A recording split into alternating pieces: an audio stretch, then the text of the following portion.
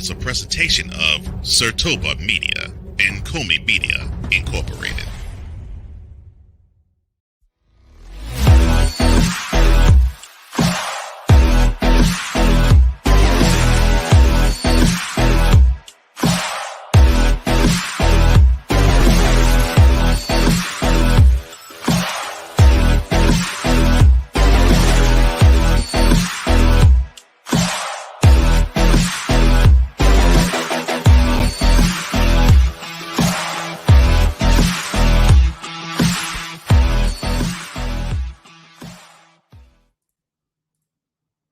Cardinals rookie wide receiver Marvin Harrison Jr. sued by Fanatics for breach of contract.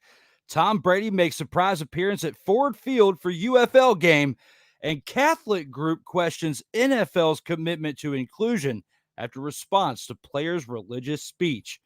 All of that and more on this edition of Total Football Talk.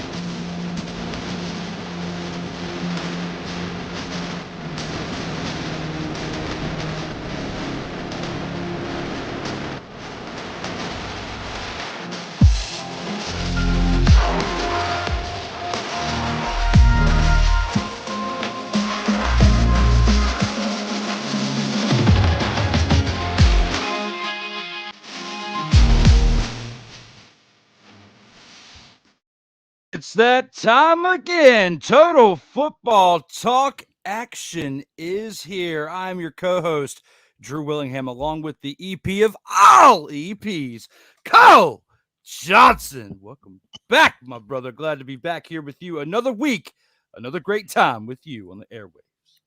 Thank you, sir. And every time I hear you say that, it makes me think of Will Ferrell trying to do Harry Carey. I'm trying my best to do your Cole Sports, but I just can't. I'm just not quite there yet. I'm getting there. I'm getting close. I can feel it. It's on the cusp. It's there, but not quite where you're at. I'm just holding it down out here in these streams, my man. But holding it down with you, and I appreciate another one, another 38th.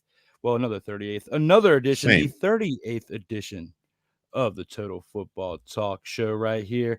As you can find us every Monday between this time window right here. And, you know, we got a lot to discuss here on this week's edition. And with that being said, let's go ahead and take this into the opening drive and see what we have to cover from this past week's action. All right, let's go. We got trips, right? At 42, 989 on two. Ready? Great.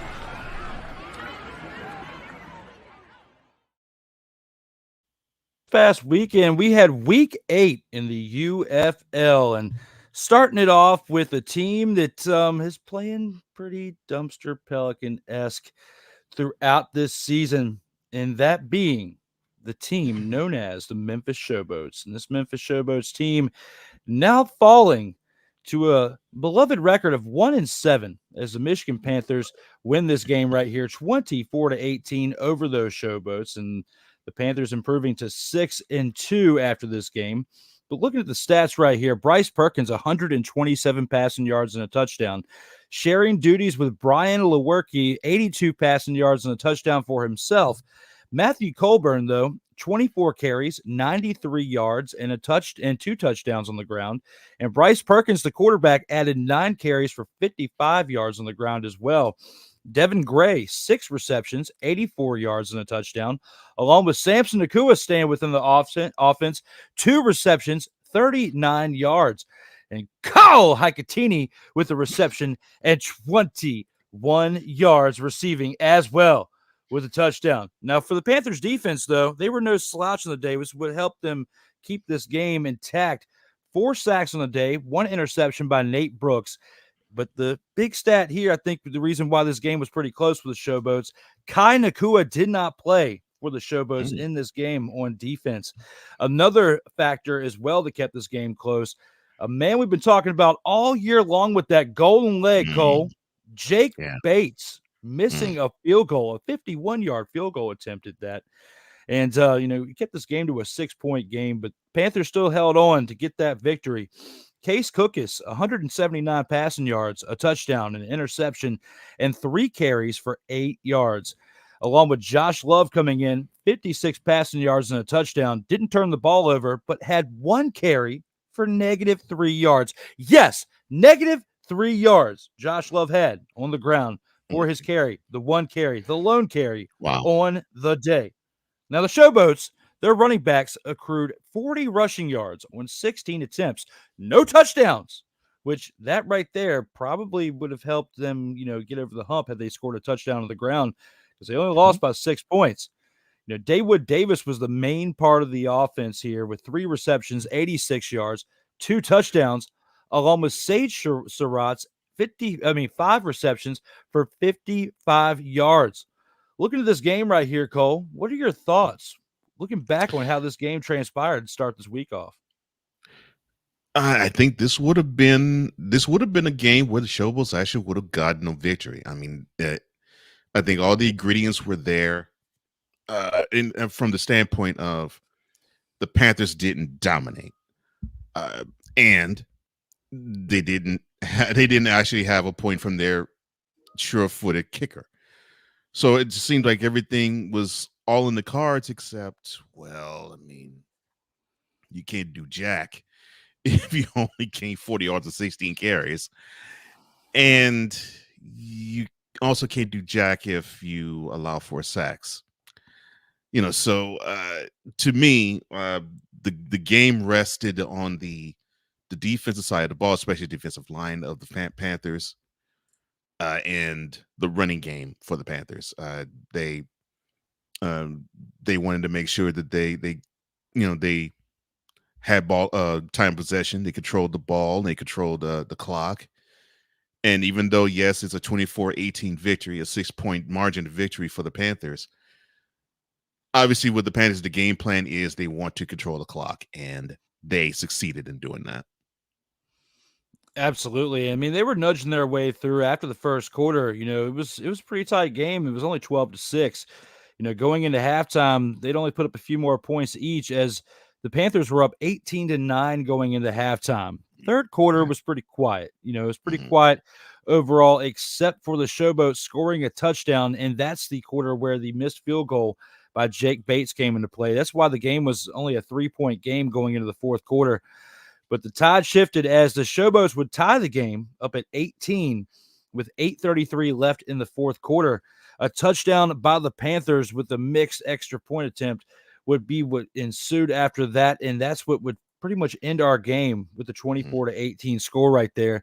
And looking at this right there, we had some tough games and close games this past weekend. I thought the Stallions game, with the way that their contest was this past weekend, I thought that they were going to be the game of the week, but I'm glad they weren't for another week in a row. I'm glad we had what we had this week, because we saw some pretty good action overall through the UFL. Yeah. To me, it looks like it's been the best week in terms of action thus far. And I think I hope the Showboats take with them that they can be in any game, and if they actually can do the little things more on the right side, then they actually can, well, I hate to say it because it sounds insulting, but it sort of applies here, steal a game. And I think with the Panthers, if they can keep having that running game going, if they can keep having their defense basically get 3 and outs or put the offense in 3rd and longs, I think they can really go far. But the danger in playing games like this is if you do slip up at one point in one juncture, you can have all the ducks lying in a row, but you might get the opposing side may get that 1 or 2 scores that you didn't account for, and you may have executed your game plan, but you can still walk out of the game with an L. He said it, and we must play it.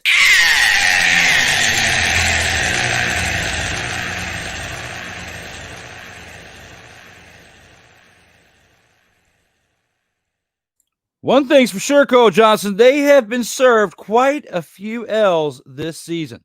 They have. Is they're 1-7. But we have to give it up for the 1-7 teams here in the UFL, as they are not quitting. They are scrappy. They are still coming out each and every week ready to fight out here on these fields. Okay. And with that being said, we got some other games we got to cover. Let's go ahead and take it into the next one here on the Gridiron Scoop, aka the opening drive. Gotta love it. Gotta love it. Looking right here, the Houston Roughnecks. In this graphic right here, the Houston Roughnecks hanging tough with the Birmingham Stallions right here. 1-7 team by the end of it, is they only lost by 7. But the Stallions, the big thing here, the big topic, is they are still undefeated on the season through 8 consecutive weeks, 15 consecutive wins dating back to last year, and 2 consecutive USFL championships, going for their first UFL championship in a 3rd consecutive championship winning season. Now, Adrian Martinez, 173 passing yards, 3 touchdowns, an interception, along with 6 carries for 44 yards and 2 touchdowns on the ground. 5 total touchdowns. Cole, this kid is making a huge case for MVP of the league. Yes, right here, especially for 5 touchdowns in this past weekend. Not the best game in the air, as far as his passing yards, but hey, 5 touchdowns on the ground, that makes up for that.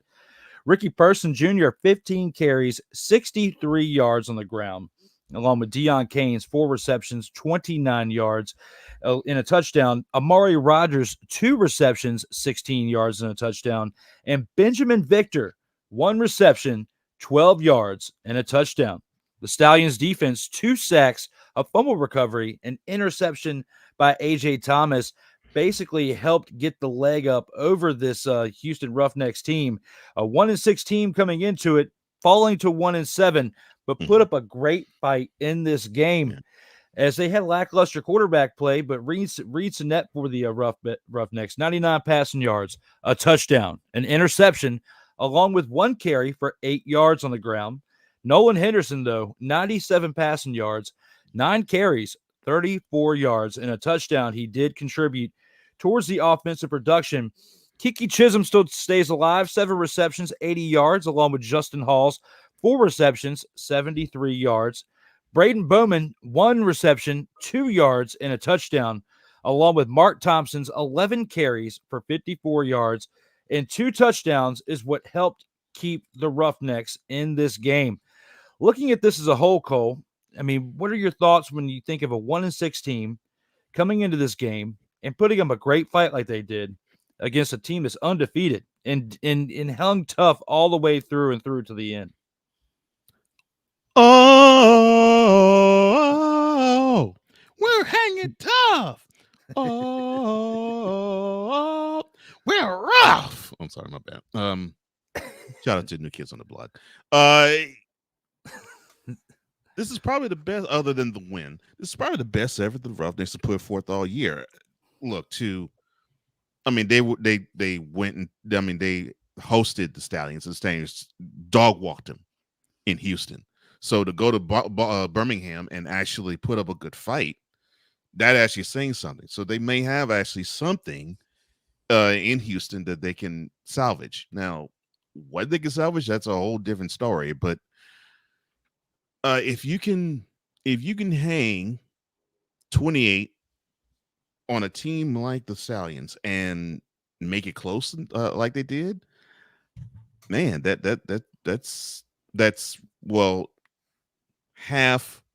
Man, you actually might have something here with the Roughnecks. And all right, Stallions, you may have been reading too many press clippings on your side. So other than Martinez,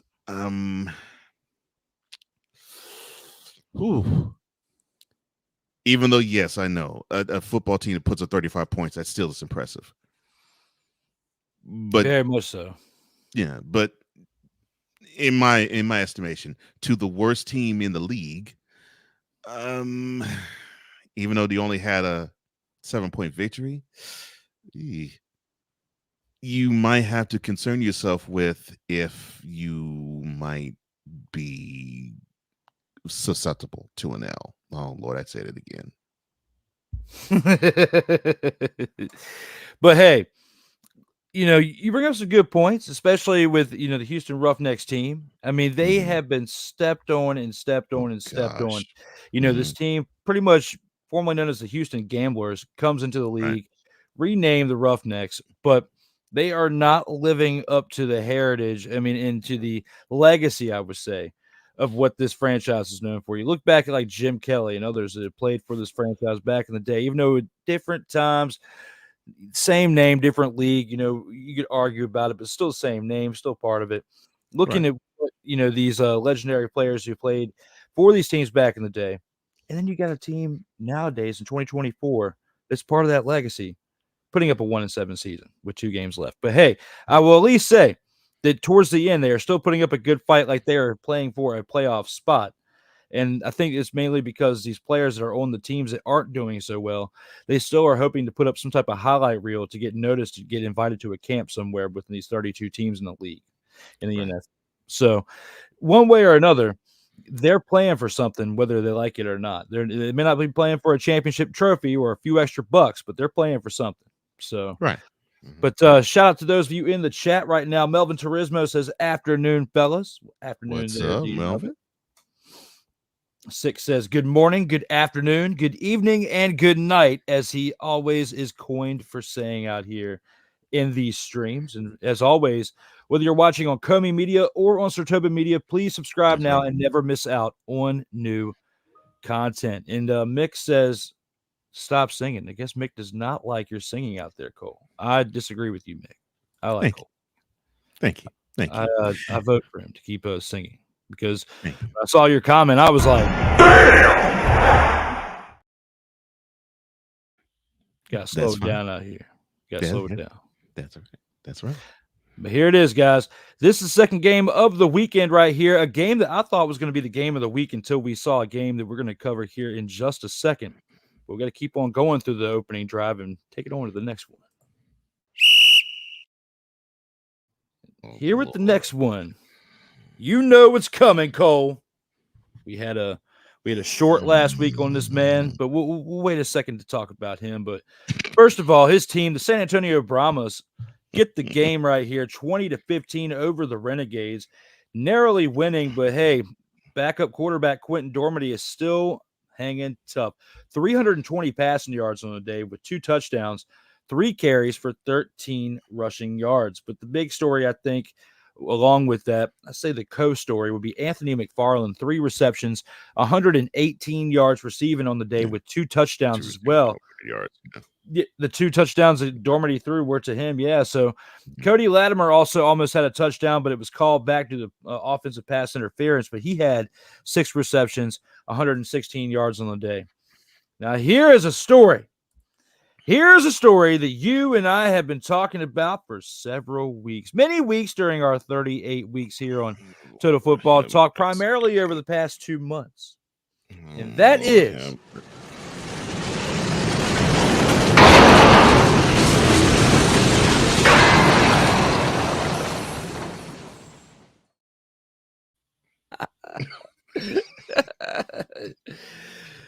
like I was saying before, a train ran right through what I was saying there, but you gotta look at how this man has been producing this year, and that is Tyrone Alizé McDummy of the San Antonio Brahmas. He played so bad the previous week with 1 catch for 0 yards on 1 target that he wasn't even suiting up in this previous week. He wasn't even allowed to put on the jersey. Not even allowed to stand out there with his homies in his uniform and get ready to play a game. No, Tyrone Alizé McDummy. Put this on the slate. Right here. Take it over, Cole. You take it over. We can take them off. But right now, Tyrone Alizé McDummy did not play. Brahmas defense, 2 sacks on the day to make up for Tyrone Alizé McDummy not playing. But you know what? The story that kept the Renegades in this game was Luis Perez. 209 passing yards and 2 touchdowns on the day, still hanging tough with a team that has been letting him down all year long, but has been showcasing all throughout these tough times why he was one of the top dogs in the league. You know, Sal Cannella, 9 receptions, 87 yards and a touchdown, along with J.P. Payton, 6 receptions for 75 yards and a touchdown, helped keep this Arlington Renegades team in there. But the problem was on the ground, again, as we've been talking about all year long. 65 yards on the ground on 15 attempts with no touchdowns for this team right here. And when you look at this for the Renegades and, you know, how they've been putting up a fight, but they haven't been coming through this season against the San Antonio Brahmas team that improves to 6-2 and is up there for the playoffs. There's a team you got to acknowledge, a team that you have to look at and acknowledge me. You do. You just have to. How do you acknowledge them in this moment right now, Cole? Oh, Lord. How do I acknowledge them in this moment? Let me see. How can I think? How can I acknowledge them? Oh, we're hanging tough. Oh, my bad. Look, the Renegades, like I said, they're that little engine that could, and then they broke through last week, and they're still showing that they still have fight. So I'm loving that. I'm loving that they have fight. I wish, though, in this game they ran it a little more. I mean, that's really good at success rate. 15 carries, 65 yards. I like that. I like the yards per carry with that. Yards per attempt with that. I like that. And I think if they would have kept that going, they probably would have actually maybe gotten a W against the Brahmas. But let me say this about the Brahmas. They've been having issues from even me in the last few weeks with their quarterback play, and it looks like finally that is starting to settle down, and that's a good sign for them because it could not come at a better time for them. I mean, now if they have this type of reliable quarterback play, they actually can get a win in the playoffs. Of course, that's coming up soon. So now they're in the stretch drive. They're actually playing with a lot of cohesion on offense, although I would love to see the running game be a little bit more pronounced. But I guess beggars can't be choosers. Yeah, look, 2 receivers that give you over 100 yards receiving each. That's a good thing too. But yeah, I'm still looking at the Renegades. They still fight. They are not out of any game, and you have to defeat them. The final gun has to sound before you actually defeat them, and that's hard to say for a team with a record they have. But that's what I'm seeing. I think a team offensively in the Brahmas, they're starting to come into their own. Although I wish they could mix in a little bit of running. And the defense, although there was no big stats that really brought out or yell out. Look, you hold a team to 15 points. That's pretty good because my rule of thumb is if you can hold a team to under 20 points, that should be a win. That's what the Brahmas did, and that's what the Brahmas got. Do you think our reel last week that was tagging the UFL based on Tyrone Alizé McDummy, do you think that reel had anything to do with him not playing in this past game? Do you think they got the message? Do you think that somebody passed the word on to Dwayne "The Rock" Johnson, who made a personal phone call to Wade Phillips and said, do not put this man in. Look at this meme right here. Look at this reel. He may have been one of the 14 people who watched that reel. I don't know. I think there's a higher number than 14, but I'm just being funny out here in these streams. Do you think that this right here had an impact on him not playing in the game? Oh my gosh. I'm thinking Dwayne has a lot more things on his plate than if a certain player in the United Football League actually got a chance to play or requested that he doesn't. Oh my gosh, I can't believe it. He probably looked slate. Do not play. Oh, The Rock probably, if he ever did see it, probably said this. You should know your role and shut your mouth. And not name people Tyrone Alizé McDummy who are actually playing in the league and mess with their confidence. I didn't mean to mess with your confidence there, Tyrone Alizé McDummy. If you saw the video and if it was you yourself that pulled yourself out of the game and said, I watched this video, I cannot handle this. I am not going to play. Hell to the no, to the no, no, no, no. Hell no, to the no. Tyrone Alexander McDummy, if he is seeing this, is probably saying, Stop it. Get some help. well, you know it's time. Let me talk to you. Tyrone Alizé McDummy, how does it feel to sit on the sidelines and know for consecutive weeks, whether you get a catch and you don't get and you get 0 yards, it doesn't matter because your team is going to win without you, Tyrone Alizé McDummy.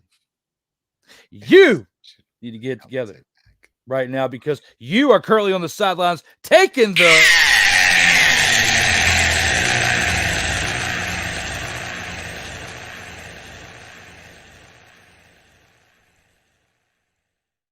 It was time, and just like it's time for reading the comments. Oh my gosh.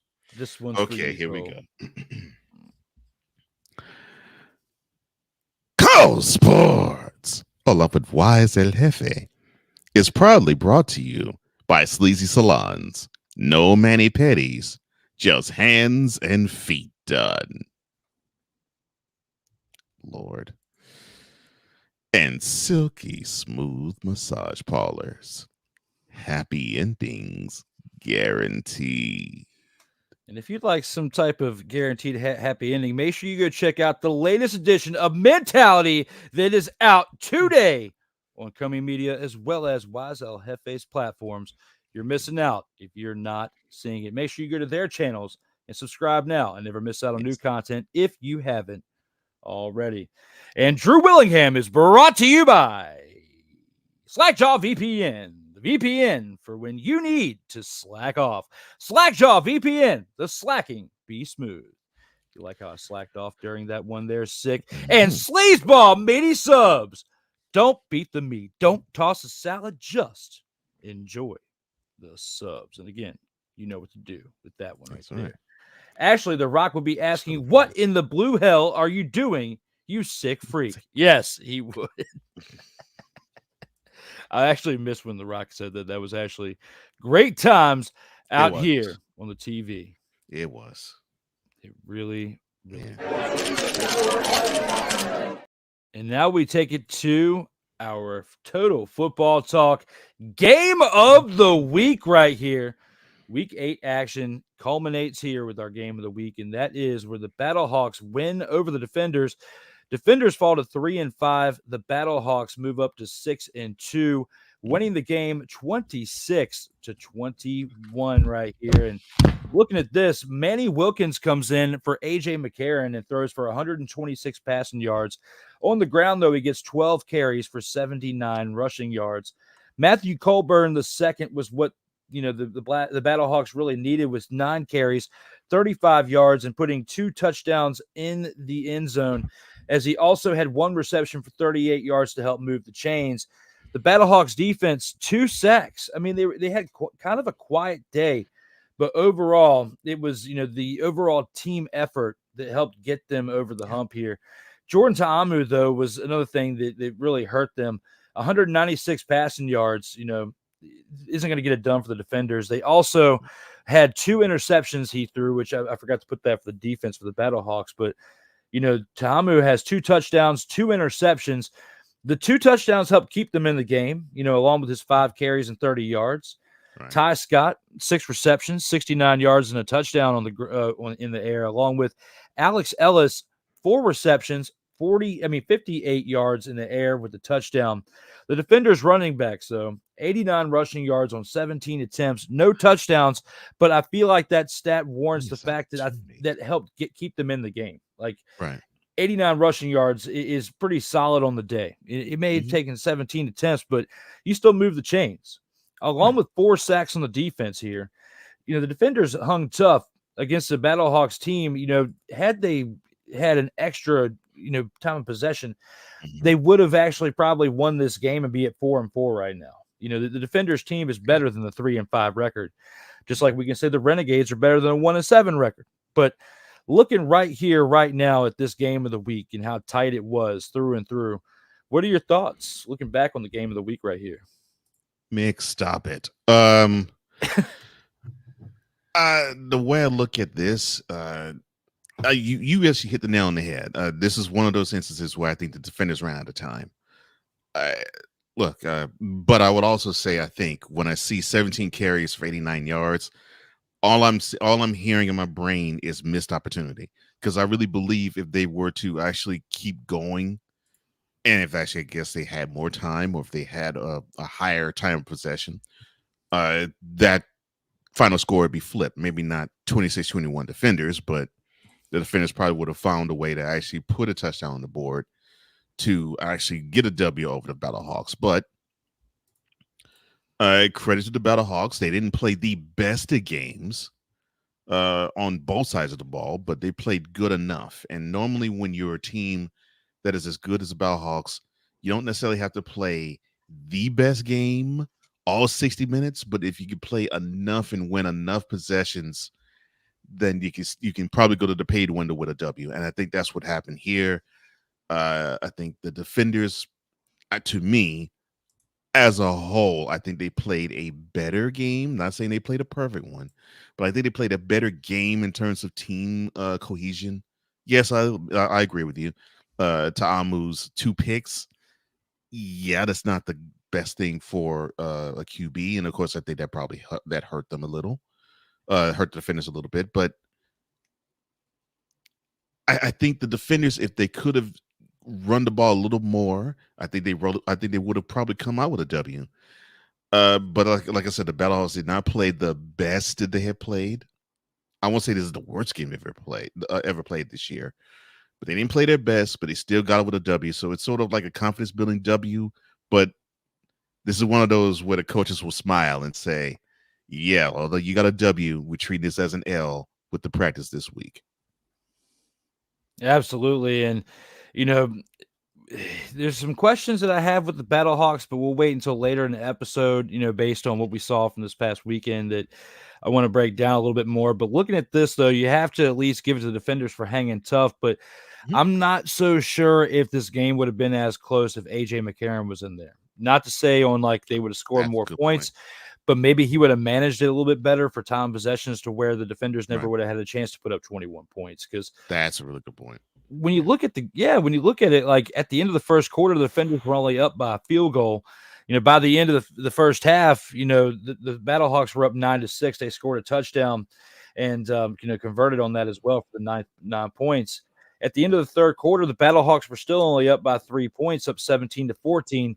The fourth quarter is when we got to see some more action towards the end, but it ended up culminating with this team and the Battlehawks winning 26-21.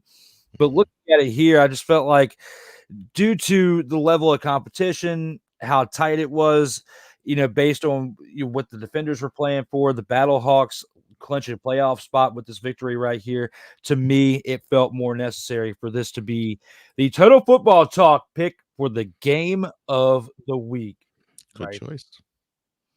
Thank you, sir. Thank you. I had to make up for my Tyrone Alizé McDummy DMP. So with that being said, that's what you get in return for that. Now, for those of you out there in the comments, Ike is not here. So Mick, please behave out here in these streams when it comes to that. We're going to take our first commercial break, but when we come back, we got a whole lot more to talk about for the Gridiron Scoop and the featured attractions. We'll see you here on the other side of this first commercial break. All right, let's go. We got trips, right? At 42, 989 on 2. Ready? Break.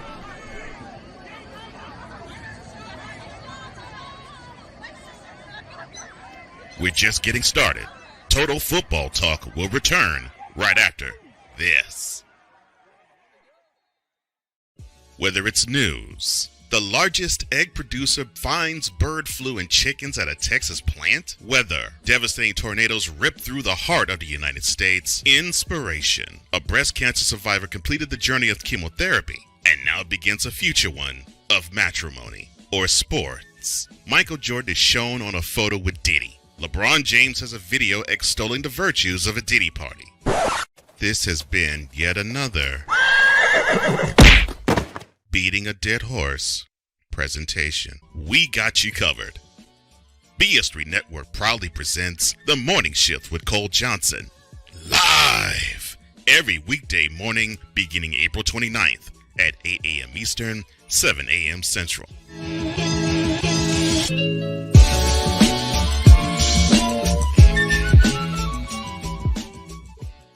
Hey, Eagles fan.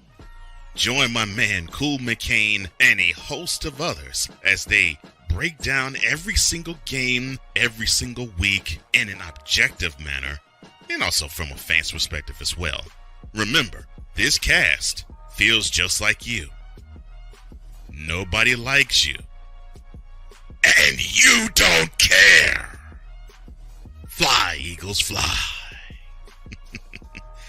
Eagles Elite Podcast. Every Wednesday at 8:30 p.m. Eastern on YouTube and other podcast outlets.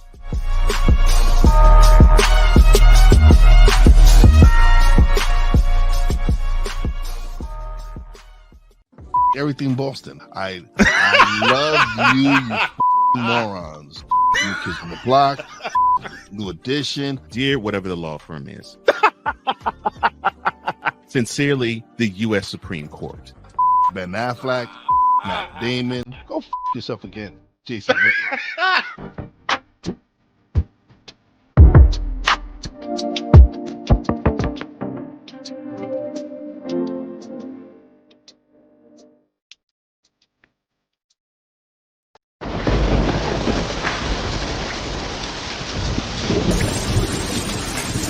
Welcome back to Total Football Talk, your source for hard-hitting gridiron action. We're here for the Week 8 recap.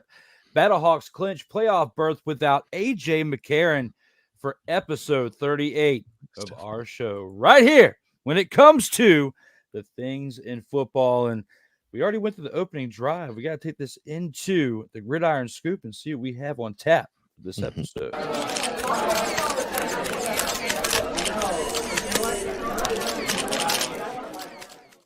Start this out with another retirement. This is kind of like a trend that we've been doing for like the past 4 or 5 weeks. It feels like every single episode we're talking about a retirement or some type of move. And in this one right here, all-pro running back David Johnson retires after 8 NFL seasons. What are your most memorable moments from his time in the league there, Cole? Well, he did play for a spell in Houston. Unfortunately, though, he was a walking cast when he was a Texan. What he was basically to me was he was sort of like the Cardinals' answer for Todd Gurley. You know, he was the guy that was supposed to be the 3-down back who could steal out the backfield, you know, get you 4 or 5 catches, and stretch the defense, of course, with the running back involved heavily in the passing game. Well, shout out to you, Marshall Faulk, for basically being the person who actually did make this possible, and then LaDainian Tomlinson extending it. But his career was sort of like a, but you know, he has all these talents, but he just could not stay healthy long enough. And it's unfortunate when you have players like that who they show skill, they show talent, they show ability, but unfortunately their body can't put it together. Then unfortunately you have what is taking place and transpiring here with a guy who is retiring sort of before it's time, but it is time for him because he just simply wasn't able to produce as well. Absolutely. You know, you look back on that trade, you know, that happened for DeAndre Hopkins. And, you know, back in 2020, it was right around the pandemic. You know, it's March 20th, 2020 is when that trade happened. And the Cardinals traded Johnson along with 2nd-round pick and 4th-round pick in 2021 to the Houston Texans for exchange of the wide receiver, the star, known as DeAndre Hopkins, and a 4th-round pick. We know how well that worked out. And, you know, it kind of was a bust for both teams when you think about how Hopkins was a long-term option for, you know, the Cardinals, and how, you know, Johnson here was definitely a bust when you think about how you thought you were getting a little bit more value than what you did. Because in 2016, I'd say was probably the most memorable year when I look back at his career. You know, he had 1,200 rushing yards on the ground and 879 receiving yards, over 2,000 combined yards for the year. 16, touchdowns on the ground, along with 4 in the air, 20 combined touchdowns. That was his highlight year in his second year in the league, in 2016. The closest he ever got to that again was his second to last year in Arizona in 2018, putting up 940 yards on the ground, along with 446 in the air, but just couldn't quite match his sophomore season. We talk about sophomore slumps, but for Johnson here, though, he didn't really have much of a slump. He kind of peaked at his sophomore year, which, usually you have a step back and then you kind of rebound year 3 and take off. But for him, it was backwards. But luckily, he had a little bit of flashes in the pan in the NFL. He wasn't a complete bust. He had a pretty decent career for 8 years. The pretty much average span, for running backs around 30 years old, they're pretty much out of the league and retire by that point, or they're forced to retire, depending on unless you're like a freak like Adrian Peterson. But even at some point with him, by mid-30s, they were ushering him out the door. So looking at this right here, and I'm not trying to compare David Johnson to, Adrian Peterson or anybody, but at least for a year, maybe a solid second or third year, out of his 8 years, he was notable in the NFL. Like, he wasn't a slouch. Like, he was up there in the numbers, and, it was entertaining to watch, but some injuries and all that stuff too also played a part in it as well, which from seeing him in his time in Houston. So with all that being said, out of the league last year, it was time for him to hang it up when it comes to his NFL shoes. And our next topic here, we talk about, groups and religious factions and things sometimes knocking on the door of sports and, especially bringing their opinions to the light. And a Catholic group questions NFL's commitment to inclusion after response to players' religious speech. What are your thoughts on the circumstances of events within this matter there, Cole?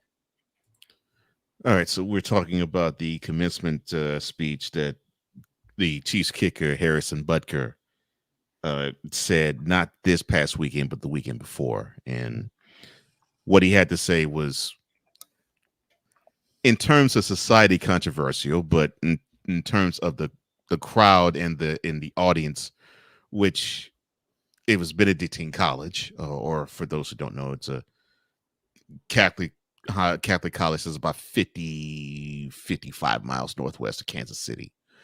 The message pretty much was spot on, really, in terms of the audience.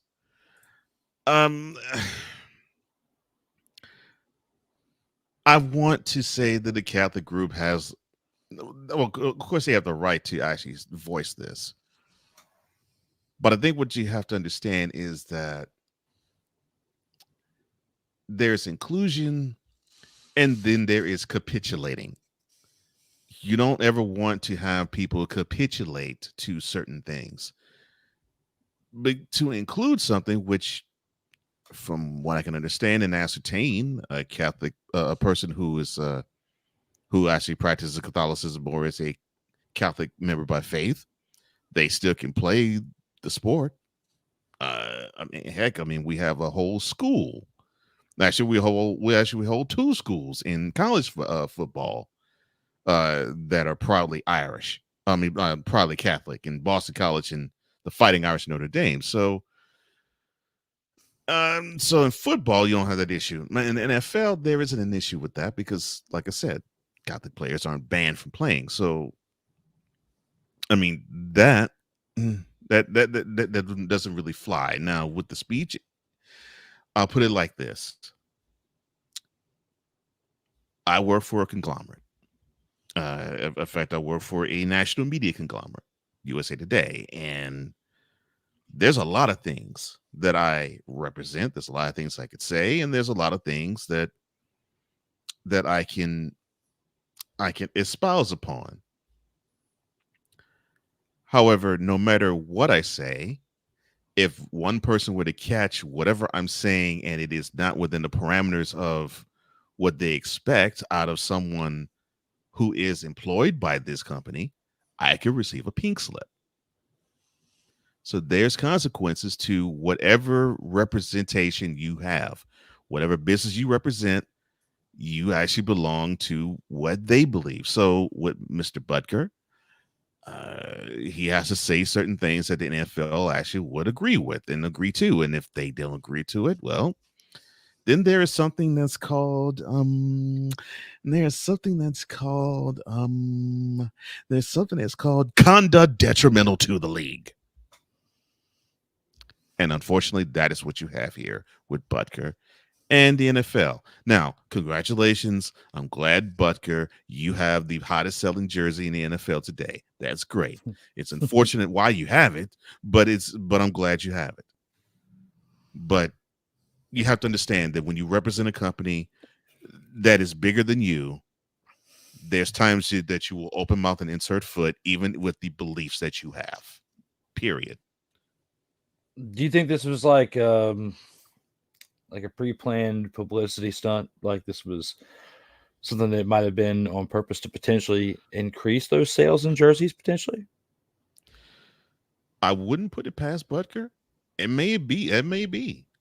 But I mean, of course, you had to know that the NFL has a lot of in the fan base that believe in what he believes, and yeah, I there has to be some bit of calculation of, all right, so if I walk this controversial line where even though this is what I believe, but I still walk it, I might benefit from it. Oh, he's done it, and there you go. Dumb. Put his foot in his mouth. There it is with that one. When it comes to the next one, NFL experts think that Raiders rookie tight end Brock Bowers will be a dangerous offensive weapon. Are you buying the hype this early into the 2024 offseason? Okay, so when they say future, is this 2024 or is this basically saying, okay, well, maybe 2026, 2027? And I say it because I liked what I saw with Bowers at Georgia. And for those who don't know, he was a tight end at Georgia. And in the championship year, well, actually both championship years, but I think he started the second championship year. And of course, he started last year when they got bounced in the SEC championship. And their end of undefeated season went all to smithereens. He has talent, but I think he lacks the burst that you would like to have tight ends have in today's game. From the standpoint of he has hands and he does come from a program that loves to run, so that means that you have a tight end that can block. Now, if they're talking about that, like the total overall skill set of Bowers, they may be onto something. But if not, maybe not. And of course, we have to understand this is a team that is owned by Mark Davis. And so any type of hype that he heaps upon people is just that hype. So but this is the same team that thought Jimmy Garoppolo was going to be the guy to lead them to the playoffs. Where is he now? Back up in LA.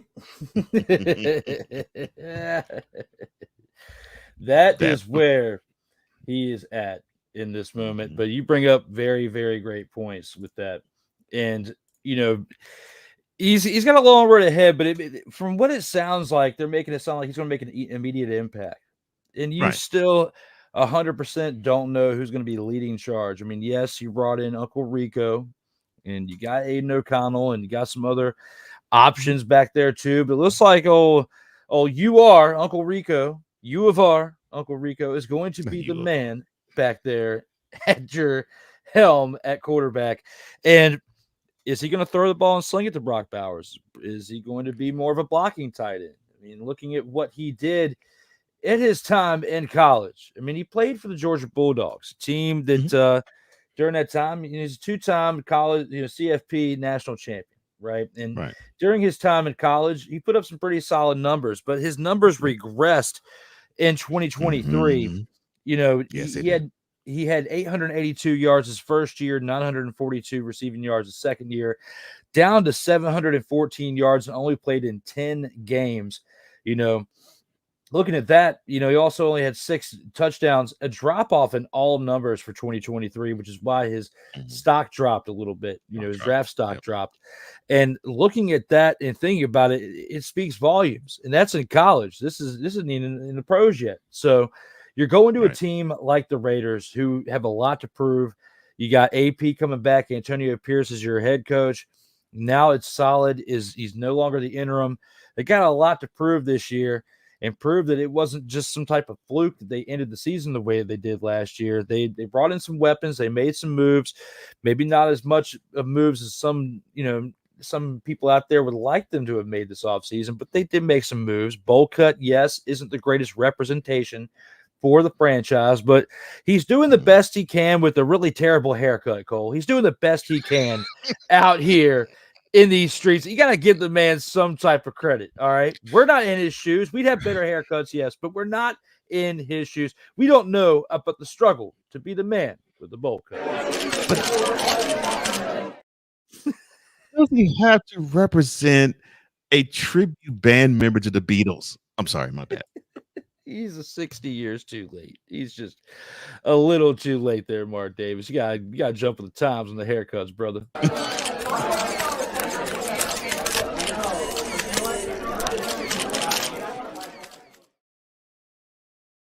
Total football talk.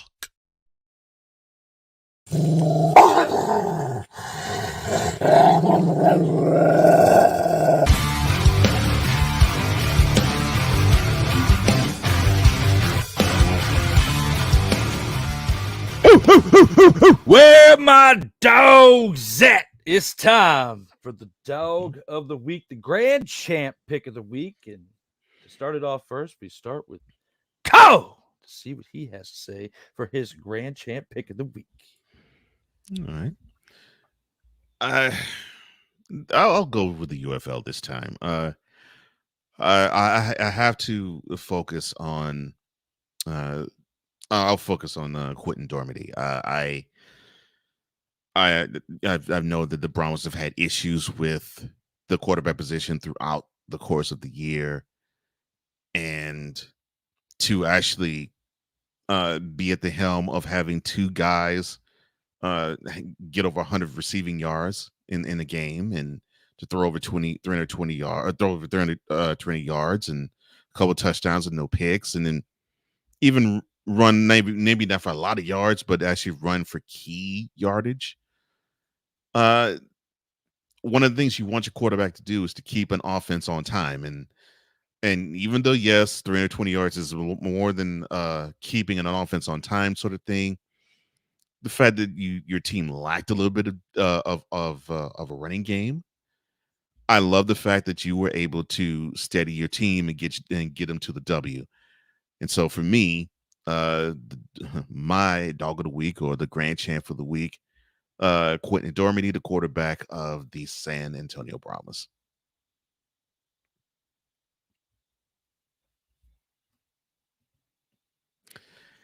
And I'll try to make out what Drew is saying. Drew is saying, "Oh my, oh."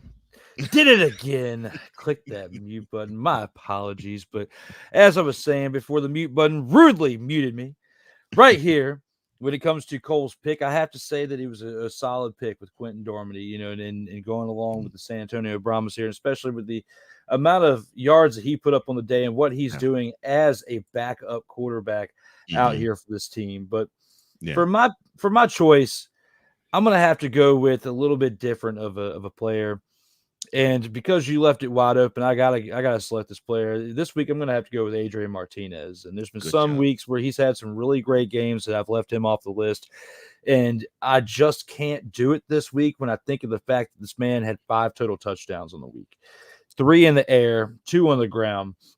Yeah, he only had 173 passing yards, but his completion percentage were solid. 3 touchdowns. He did throw an interception, but again, this team still won. They're still 8-0, and they're led by him, who's been at the helm all year long. Got to give him his credit where it's due. 6 carries on the ground as well for 44 yards and 2 touchdowns, which give him 5 total touchdowns on that day. My choice, my pick for Dog of the Week goes to Adrian Martinez. Thank you, sir. And with that Wonderful being choice. said, Wonderful choice. thank you. We both had great choices here, with your choice, and if only Adrian Martinez could have had the type of production that your choice had as far as the passing yards, they would have won by way more than 7 points. Oh yeah, no question. But you got to give it up on the other end to the other team, and that being a team that's had it rough this year. They are the Roughnecks. They put the rough in Roughnecks, but they fought hard on this particular day. And with that being said, speaking of fighting hard, we got to fight hard through our last commercial break. And when we come back, we've got some featured attractions to talk about before we get to the snowflake of the week. And I cannot wait to tell you who my pick is. And I promise it is not Tam. We are not going that route today. I promise. What we are going to do is carry on with some great football talk with my man, Cole Johnson, after this next commercial break. Damn. Coming up next, the featured attractions. This is Total Football Talk. COMI Media Incorporated, creating content magic in the real world. In a world where chronicles of the past are brought to the streams, whether the content is relatable or completely beyond your realm of life, there is no shadow of a doubt that this show is absolutely full of shenanigans. Get ready for D Willy in the evening, this Sunday at 10:05 p.m. Eastern, exclusively on SIRTOBA Media, where the struggle is real to be awesome.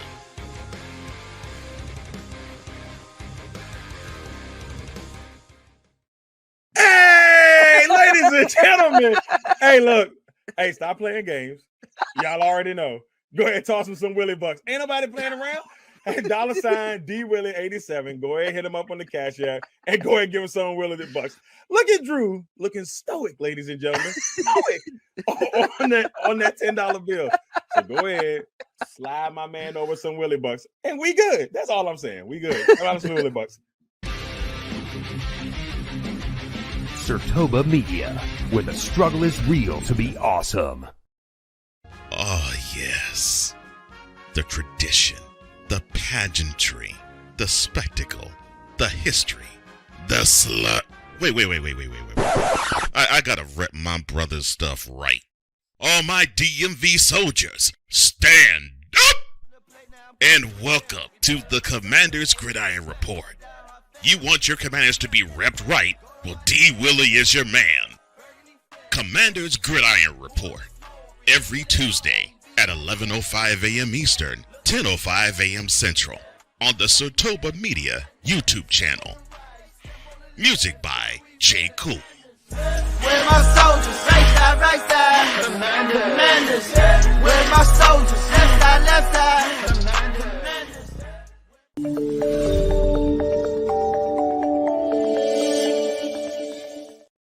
Welcome back to Total Football Talk, your source for hard-hitting gridiron action. We are back as we have finished covering the recap of Week 8's action in the UFL as the Battlehawks clinched a playoff berth without A.J. McCarron for this 38th edition of Total Football Talk. Today, myself and Cole Johnson are back. I'm getting better, I promise. I'm practicing out here while on these streams. We are back from our last commercial break, and Cole, we broke down some things, and we got the featured attractions around the way, and I'm going to slide one thing from the previous segment into this one as I did it on purpose here for the featured attractions.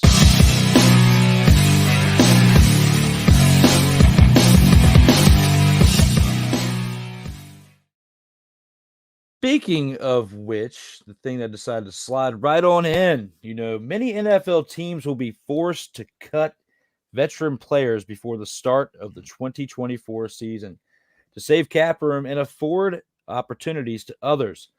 Which notable veteran names do you see as possible options at disposal?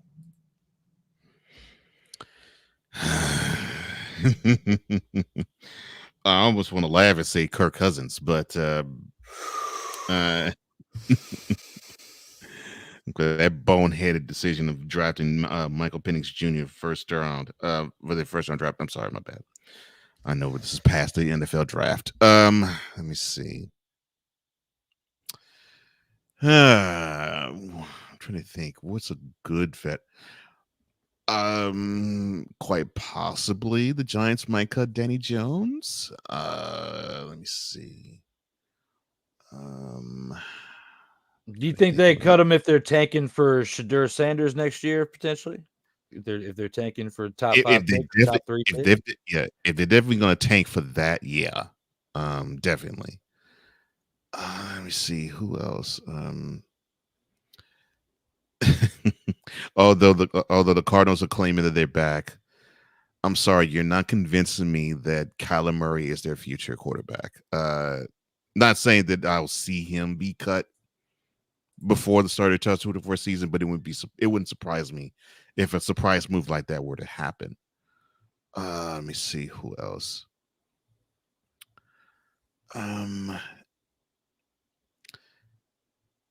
The only other decision that would probably make me say, wow, they actually going to make a move like that would be,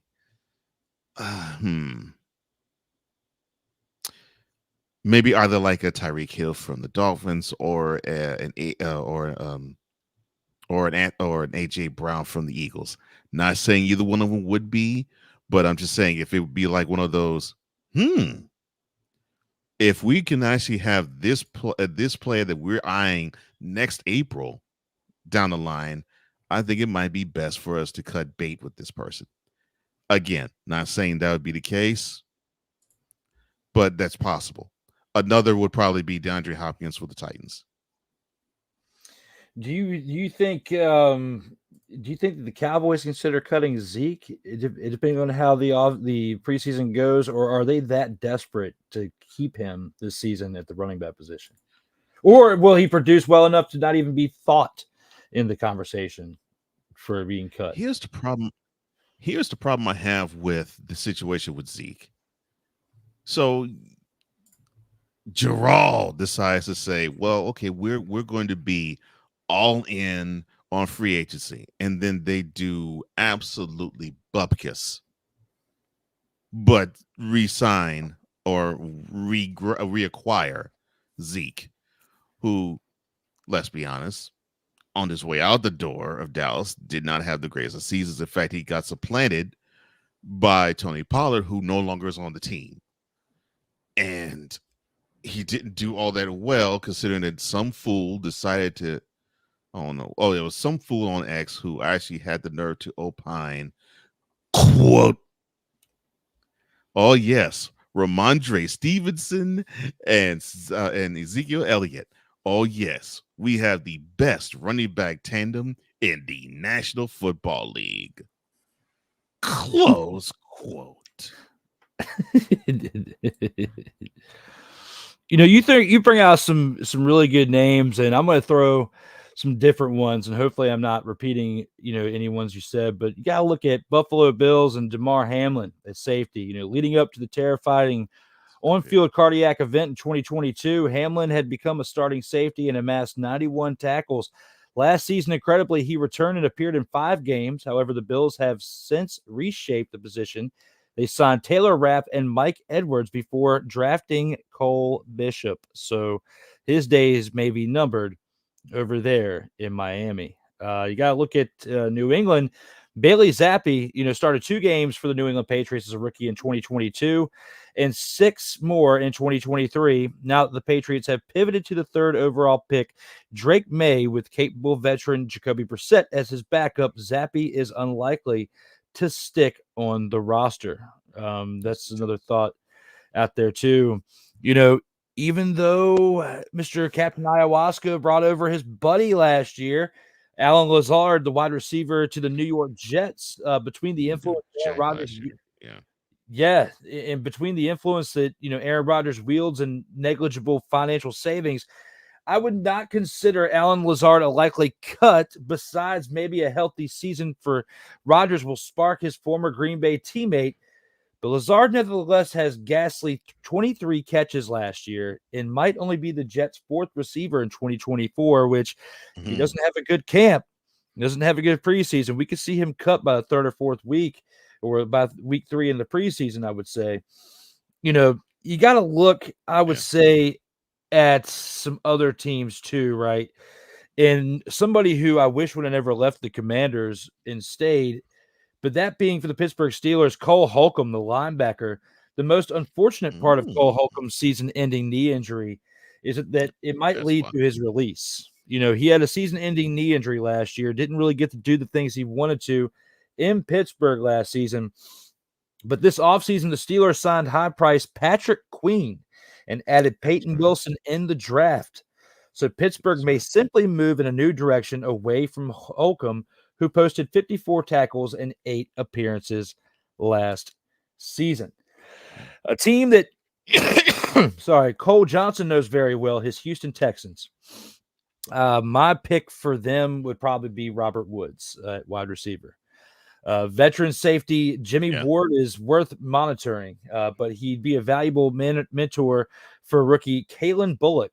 On the other hand, the Texans have too many receivers. Stephon Diggs, Nico Collins, and Tank Dell are roster locks with Noah Brown and John Mechie III close behind.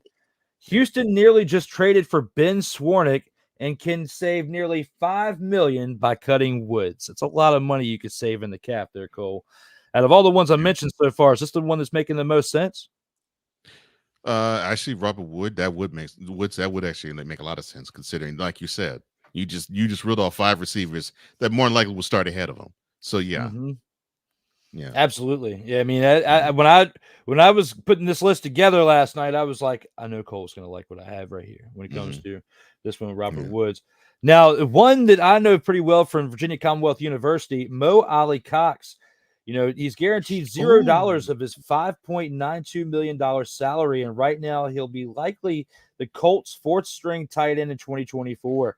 Wow. Tough to see Indianapolis keeping him at that price. They'll pay him $5.2 million, $5.92 million to ride the bench as a 4th string, or cut him for $0 guaranteed. Yeah, I think they're going to cut him before the end of the preseason. Why not just linger it around, let him have another opportunity at another team? Because Mo Ali Cox, it does have talent. I feel like he can produce for another team. So, looking at the AFC West, you got to look at the defending champion Chiefs here. Kadarius Toney, the wide receiver for them. He's good. He's good as going. Yeah, the idea of Kadarius Toney has been far more exciting than his performance in 3 NFL seasons. Worse yet, a mistake-plagued season with the Chiefs included just 200 yards on 38 touches for Toney. He's an expendable piece in Kansas City. And we talked about Brock Bowers earlier. Let's go back to the Raiders for a second. Harrison Bryant, the tight end for them, signed with the Raiders earlier this offseason, which in a vacuum makes this a head-scratching move, but didn't expect the Las Vegas to draft Brock Bowers after landing Michael Mayer last year, though. Bryant is a more proven tight end than Zach Gentry, but might not really be in the Raiders' plans anymore now that things have shifted this offseason. So that's one who I had on my list. Maybe not as high as like Robert Woods, but when you look at a team that I predicted to go 1-7 to start the year last year, taking it to the NFC East, and they went 1-5 and proved me wrong. Again, Wise-L Hefe.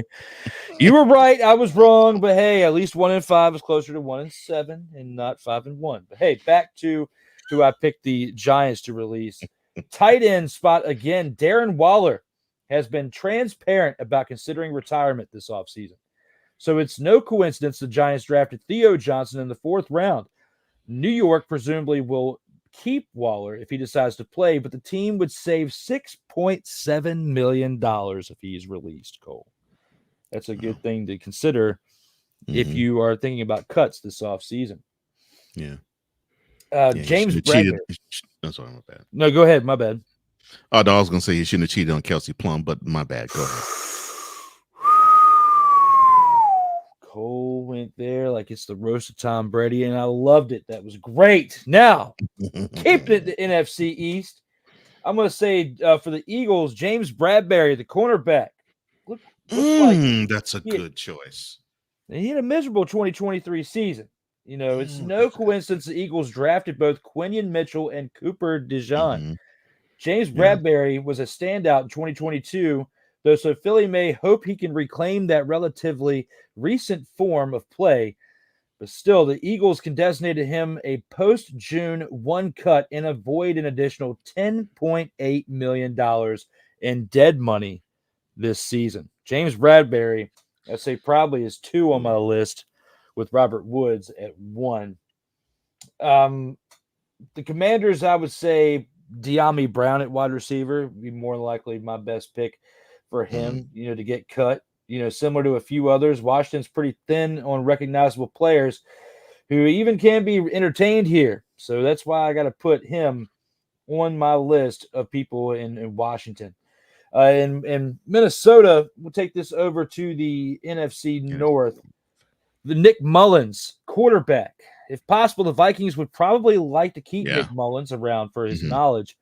But the problem is Minnesota signed Sam Darnold in free agency, drafted J.J. McCarthy, and still has Jaron Hall, who realistically might not be safe as a hopeful stash on the practice squad. This is very much a Mullins versus Hall discussion this offseason, and we'll see who wins that battle.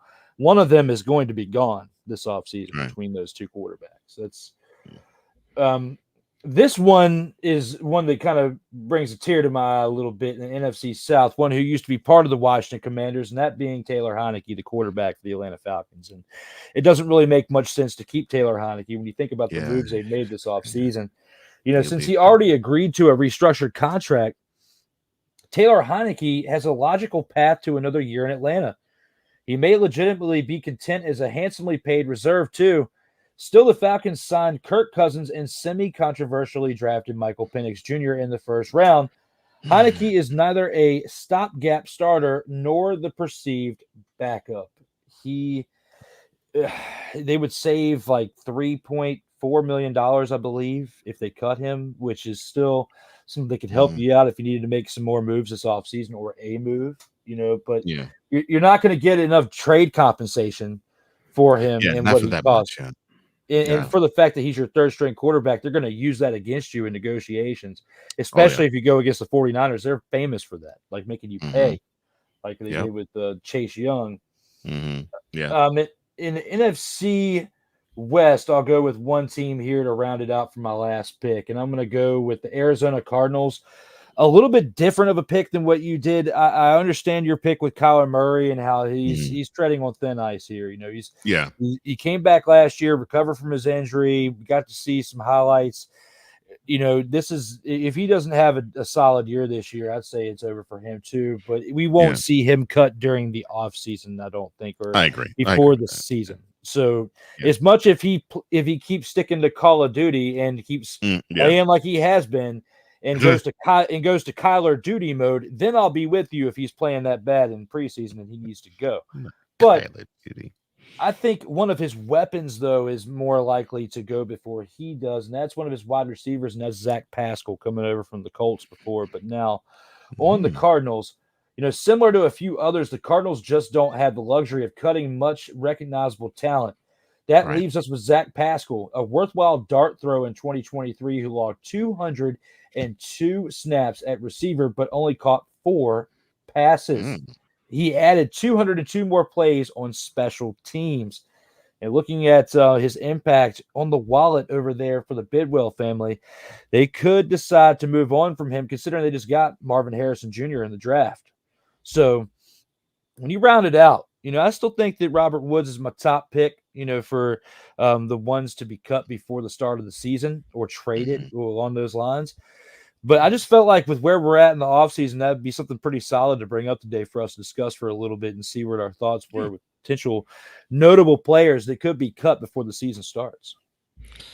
The name that hit me right across the eyes that I didn't realize was Mo Alley Cox, because I remember the Colts religiously going to him, not necessarily last year, but in 2022, and to see him basically fall down the depth chart that fast in such a short amount of time, wow, that says something. 4th string tight end, and for those of you out there playing fantasy football, do not go after Mo Alley Cox right now while he's on the Colts. If he moves somewhere like Washington or somewhere else, he's still fairly young. He still can put up some numbers in this league for a few more years. I'd invite him to Washington and be more like a homecoming because he's from the Virginia area, playing in Virginia Commonwealth University's basketball team. So for those years and doing what he did there. But looking at it right here, I didn't want to have to bring that name up, but for it to make sense, which it does, I had to when it came to that topic right there. Hey, who's giving them the business? And next up here on Featured Attractions, we got to talk about the man, the myth, the legend, Thomas Edward Patrick Brady Jr. Good Lord. I did it. I know. I said his name.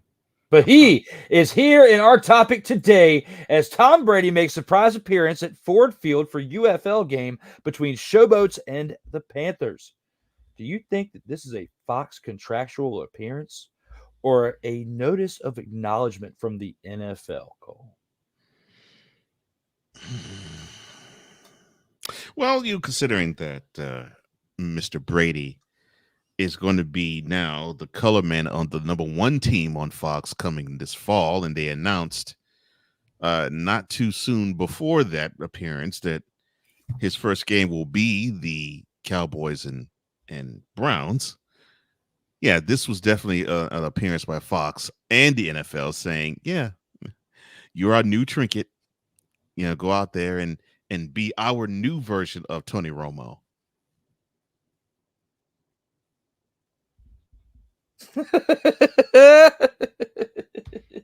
Lord have mercy. Yeah, I think that was a straight up dog and pony show featuring Tom Brady, thanks to the Fox and the National Football League. So. Exactly. That's how Cole feels when it comes to this. That is not a total Surprise, motherfucker. at all. Right.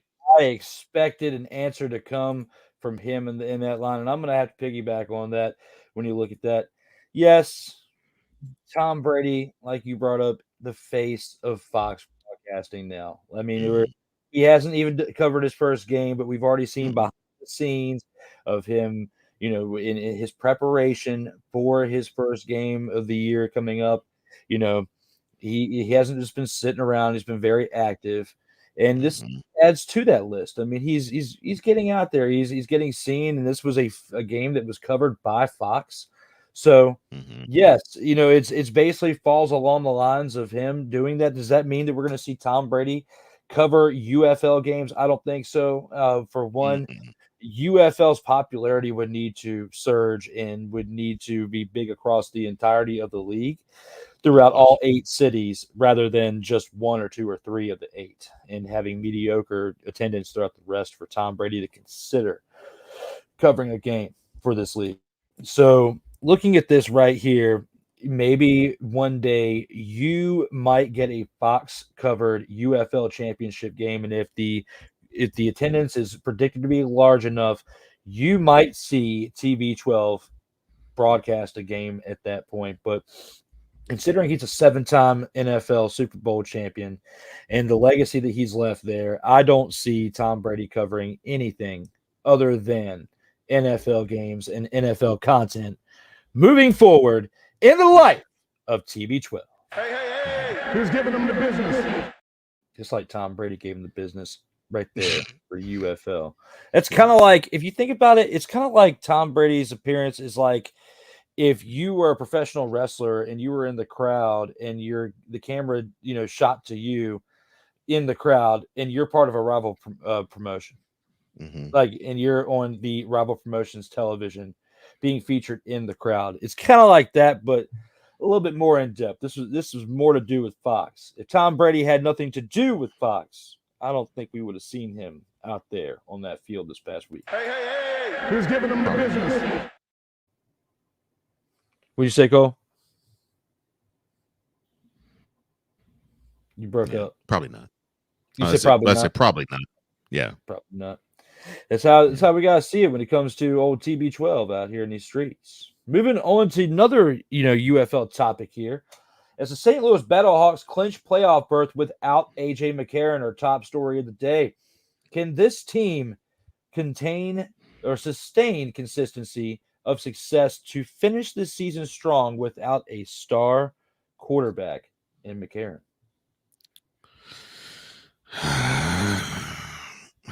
Let me see if I can find the right answer. No, let me think long and hard about this. Hell to the no, to the no, no, no, no. Hell no, to the no.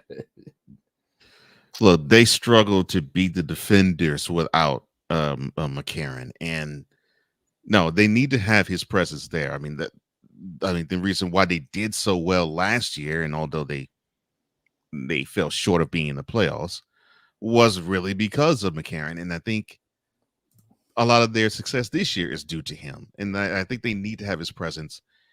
It's lacking, and when you actually see it, even in a win, that tells you something. No, you're absolutely right. I mean, he was just listed out for this past weekend with his ankle injury. It doesn't have really a clear timetable for if he's going to be back next week or not. But, the fact that they've clinched a playoff spot, they've got 2 weeks left. They're going to be in the playoffs regardless.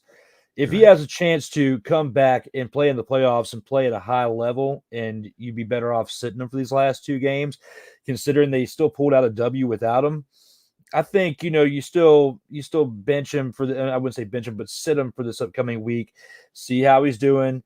If you don't want to take the opportunity in a meaningless game, both week 9 and week 10, you keep him out of there. But I'm with you. I do not think that they can sustain consistent winning and consistent production without him, because like you said, they wouldn't have gotten as far as they did last year without him. They were missing a few pieces, which held them back to advancing last year. Now we've seen what they've done this year with him, even up to this previous week, before he was, wasn't in this game. They wouldn't be in the position that they were to clinch the division, like you said, if it wasn't for him. And with, he's been in discussions for top 3 to top 5 MVP of the entire league all season long.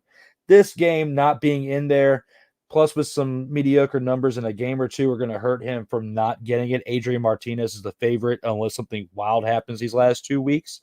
But McCarron is the centerpiece of this team when it comes to the leadership, and especially on offense.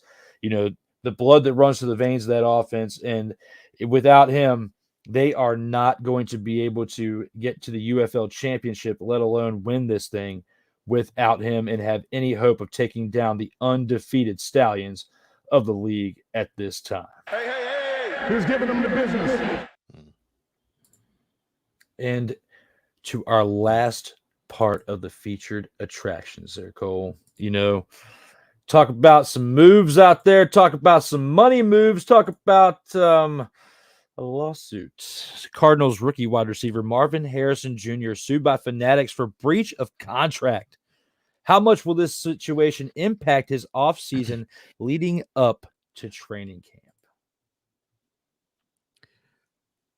Considering he has a Hall of Fame father who plays the same position, I think it won't affect him that much.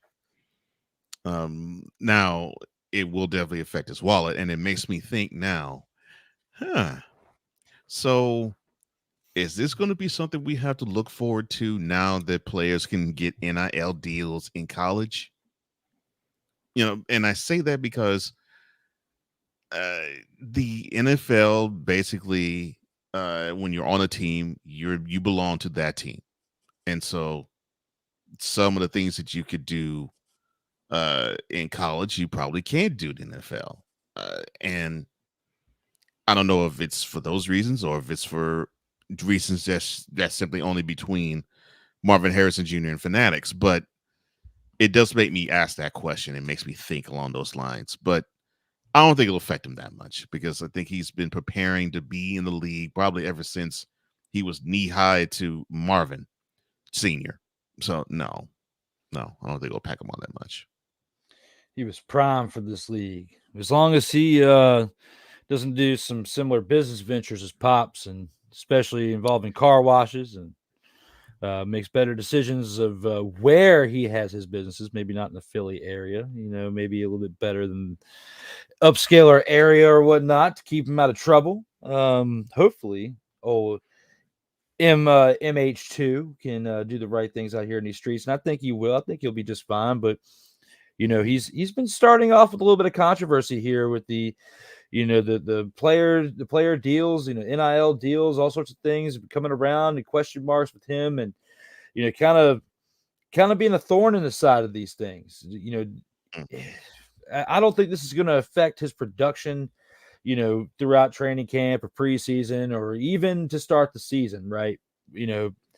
But you gotta do a better job of managing this. You would think that coming from a Hall of Fame father like he does, that he would be a little bit more ahead of the curve on these deals to where it doesn't even get to this point into public, like to where he's even battling these things to where we're even having a segment about it or a topic about it on our slate on the show. But when you see about the recent news in the NFL and seeing that being part of the top of the headlines, you got to discuss it, especially with him being a top pick, one of the top picks there in this past draft. 100. And hopefully, and you said it perfectly, hopefully he will not do the same things his father did. And unfortunately, and I hate to say this, unfortunately, I think what he did do sort of ushered him out of the league. And I hope he saw that. I hope he saw that, and I hope actually Senior said the Junior, don't go this route. Be better than me. Please be better than me. And I hope that took. I still hope it takes, actually. It should. I believe it. I believe it will. The like father like sons get broken at some point, and especially when you learn a lesson from it or two. I don't think Marvin Harrison would have became a Hall of Famer had the league not realized that he had learned from his mistakes. They've gotten a little bit more. I wouldn't say they're as lenient nowadays with certain Hall of Fame inductions as they were. Had he not turned his life around, he would not have gotten that jacket, and we might not even be talking about his son being in the league. So credit to the Harrisons in all seriousness for turning it around. Hey, who's giving them the business? And now it's time for my favorite time of the week.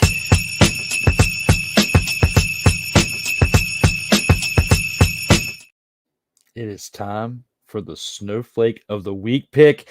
And for his pick going first, let's see what Cole has to say. There are times in a sports fan's life and in a time in a team's life where you want to make sure that they do the right thing, that your team does the right thing. And that you want them to make an example out of someone who runs afoul of the law. Unfortunately, our current reigning, defending, back-to-back Super Bowl champs have not. And the Kansas City Chiefs, they decided to open their arms, in the arms of angel. They decided to open their arms wide for one Rashee Rice to be in their OTAs. Now, for those who are unaware and need to be caught up to speed, this guy decided to use an interstate in Dallas, and that is as though he was filming the Fast and the Furious on it. And so yeah, he was racing with another vehicle, high speeds, traveling as fast as almost 120 miles an hour in doing so before decided to crash the car. And now he is charged with let me see, 1 count of aggravated assault, 1 count of collision involving a serious bodily injury. Oh, and not 1, 2, 3, 4, or 5, but 6 counts of collision involving injury for his involvement in a 6-car crash on said freeway. Oh, and I forgot, he fled the scene. And Dallas PD Dallas PD said, "Oh yeah, there's a car that actually belongs to Rashid Rice," but he wasn't at the scene. That was March. We get to April. I'm sorry, we get to May. And the dude now is also a suspect in an alleged assault that injured a man at a Dallas nightclub. So,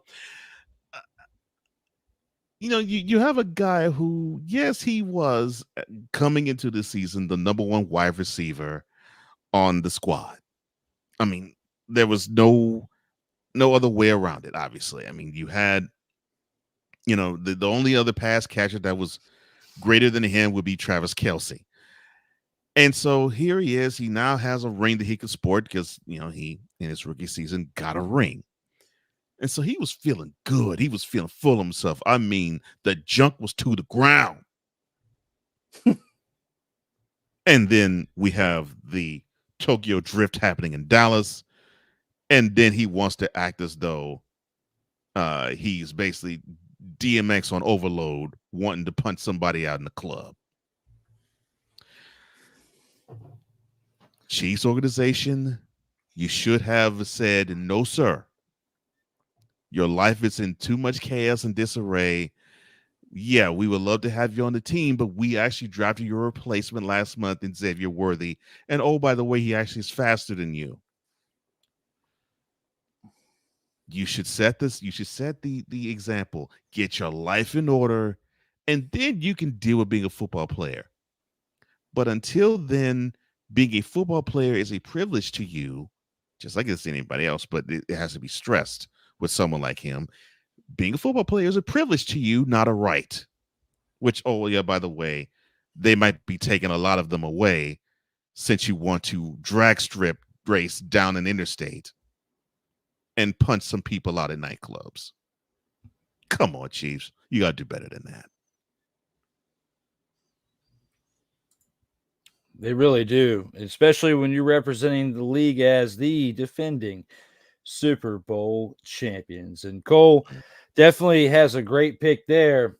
And I want to go within the NFL, but me being as invested into the UFL as I have been, this past 2 months, I kind of want to stick within the UFL for my pick. And oh boy, there's many teams, and it's not going to be who you think it is. I promise you, it is not going to be Tam. Thank the Lord. But it is going to come from a team that is not performing well. And, I would love to throw some shade at the Roughnecks or throw some shade at the Renegades. But I think for this particular segment, I'm not going to throw it at a team. I'm going to throw it at a coach. And this one that I'm going to throw it to is the head coach of the Memphis Showboats, and that's John DeFilippo.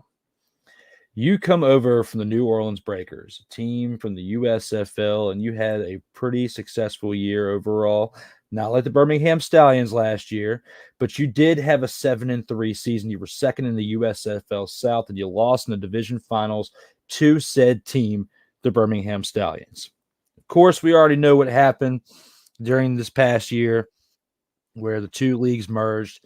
The Breakers were unfortunately part of the teams that disbanded when the merger happened. John DeFilippo comes over from the Breakers to this Memphis Showboats team, and actually before this season started, there was a little bit of hype behind him being the head coach of this team. We're now 8 weeks in. This guy's 1-7. I don't know whether to applaud or to cry. for those of you out there who are fans of this Memphis team, this Memphis Showboats team. When you got names like Vinny Papali and other names up there, that have some clout on your team, you have put up some decent statistics in the past. You are known as the Memphis Showboats. You've been around since pretty much all three phases of the USFL or UFL now, or what do you want to call it with the merge? Memphis Showboats. John DeFilippo. Look at this man's resume, Cole Johnson. This man's resume is not anything to get excited about. He does have a Super Bowl championship, but he was the quarterback's coach for the Philadelphia Eagles when they won that Super Bowl with Nick Foles. And I promise you that John DeFilippo wasn't the one who made a difference in that, whether they won the Super Bowl or not. He was along for the ride, kind of like how Carson Wentz was, kind of like how Drew Bledsoe was. They're just along for the ride for the Super Bowl ring. From that point forward, his career took off, became an offensive coordinator after that for the Vikings. Didn't succeed. Was fired after that year. The next year goes to Jacksonville as the same position, hired for offensive coordinator in 2019. Absolutely sucked and got fired. The following year, went to the Chicago Bears in 2020, COVID year. Was the quarterback's coach, had a subpar year, better than his previous 2 years where he absolutely sucked with the Vikings and Jaguars. But in 2021, he was elevated to the passing game coordinator and quarterback's coach, along with the previous title he had with that previous season in 2020. Then he takes a year off after getting relieved of duties in 2021 to be part of the revamped USFL for the New Orleans Breakers and become their head coach. And, of course, we know that he was 7-3 in that year. And now with the Memphis Showboats, 1-7. This team, out of the teams that are 1-7 right now, the teams that are obviously eliminated from the playoffs, this team is by far the worst one of the three. The team that when I watch these games, there's only 4 games in a weekend, and because of as much of an enthusiast as I am, I'm watching the majority of these games, if not the highlights, definitely for these games. And out of all the teams that are 1-7, I cannot stomach to watch this team. I want to stab myself in the eye with a spork when I watch this team. And I do feel that way because of watching the play calling by said John DeFilippo and his offense. It is an absolute dumpster fire. When you look at your offense right here, your team is putting up barely, again, 40 rushing yards on 16 attempts in this past weekend. And that's not even the worst stat line we've talked about for your rushing numbers in a game during the season. Cole, when you have been here since your return, and even with your short hiatus, you have known that throughout these past 8 weeks, I have been going hard and going ham on these teams that cannot produce on the ground. And this Showboats team, I feel like I'm talking about each and every week. If this was affected by defense and John DeFilippo being an offensive-minded coach, if this would have been their defense holding them back, I wouldn't be going hard on the head coach right now. I'd be going more side on the defensive side and where their play caller is and all that stuff. But John DeFilippo's making the calls on this offense. He is the offensive guru, supposedly, for this team, and a guru that has led his team to a 1-7 record. With that being said, I got to give my snowflake of the week to John DeFilippo.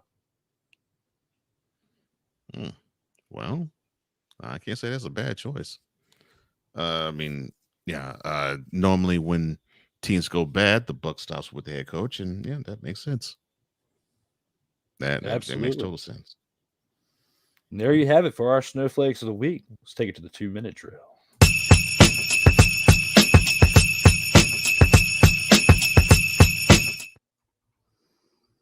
Total football talk.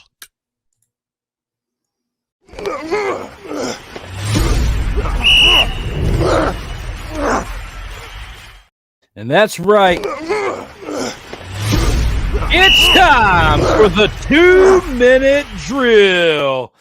And with the 2-minute drill, we have 4 games to talk about this upcoming weekend. Let's throw a little bit of awesome graphics up there for you real quick. UFL Week 9, St. Louis Battlehawks travel to Arlington to take on the Renegades, 12 o'clock p.m. Eastern time on Saturday on ABC. You can also see the Birmingham Stallions travel to San Antonio to take on the Brahmas at 3 p.m. on that Saturday, as well on ABC after the first game, which makes sense. You can watch game 1 and game 2. But what doesn't make any sense is you'll have to check your local listings for Sunday because both games are played at the exact same time, Cole. You got the DC Defenders traveling to Memphis to take on the Showboats, a team that I just went hard on for my Snowflake of the Week.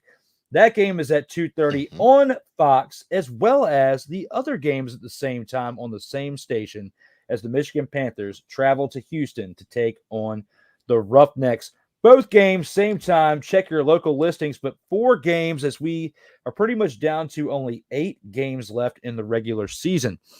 When you put it all in perspective and you think about the teams that we have this weekend, starting off with the St. Louis Battlehawks, who are 6-2, taking on the 1-7 Renegades. Do you think if A.J. McCarron is out in this game again, that the Renegades have a chance to get their second win of the season?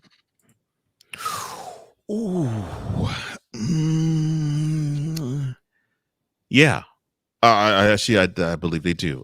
Like I said in opening drive, the Renegades seem to just be having the problem of not putting together that one extra play, that one play that puts them over the top, except for the one win where they actually did, and then some, put forth a whole lot of effort.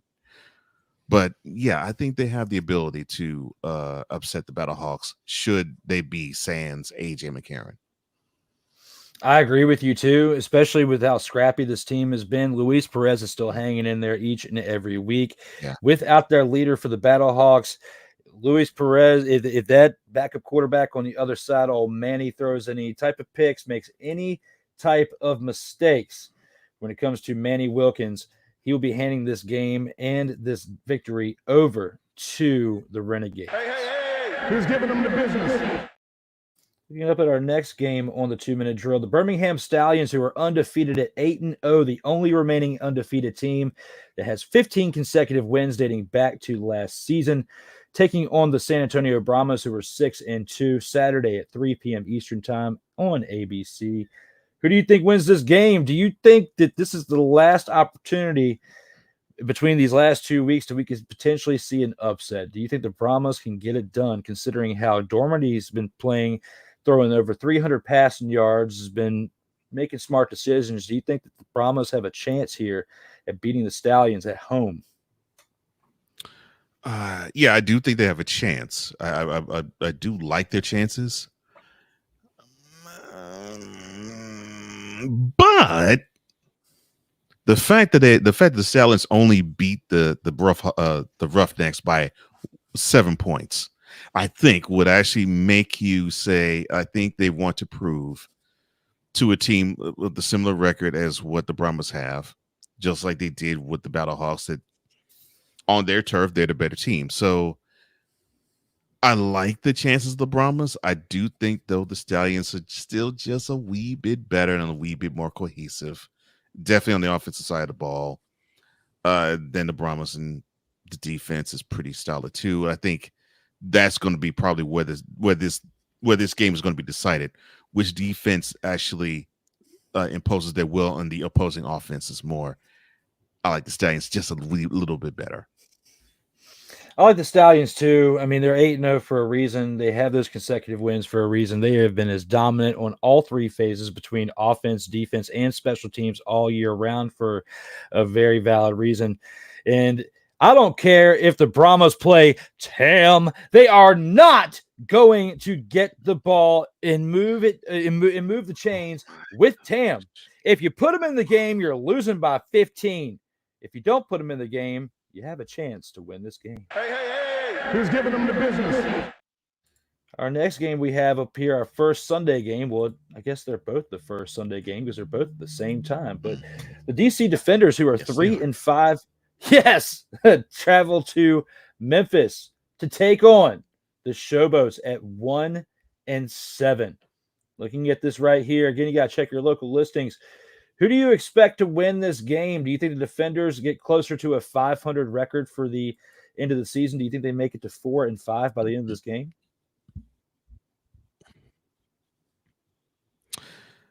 I think they do. I think they will. Just simply based on the fact that the Showboats are horrible. I mean, they I don't know if they have, unlike the Renegades, I don't know if they have what it takes to put together a solid game, really. And you got the defenders who I believe can and will and probably sleepwalk to victory. Because I just believe all they have to do is just play more cohesive, and if they can, I think they can walk out of Memphis 4-5. Oh, my brother, testify. I'm 100% behind you on that one, not because of the DC Defenders themselves, but because they're due a victory against a very, very bad team. If they lose this Memphis Showboats team, it'll speak volumes for how bad they are, and that's why their season has been a dismal one in 2024. Hey, who's giving them the business? And for our last game of the week, same time, not same place as the previous game that we were talking about. So again, check your local listings. But the Michigan Panthers, who are 6-2, travel to Houston, take on the Roughnecks, who are 1-7. Based on how this Roughnecks team played against the Stallions this past weekend, do you think that they have a chance to beat the Michigan Panthers and make them drop to 6-3 going into the playoffs? I think they can. I really believe they can. I think the Roughnecks have turned a corner. I think they are going to give the Panthers a real good run for their money. I'm so glad that we get a chance to watch a team that's as solid as they are.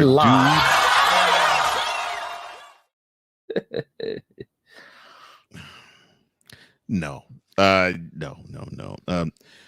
Look, the Roughnecks did put up a good fight against the Stallions. And I think they probably will be able to have a good close game with the Panthers.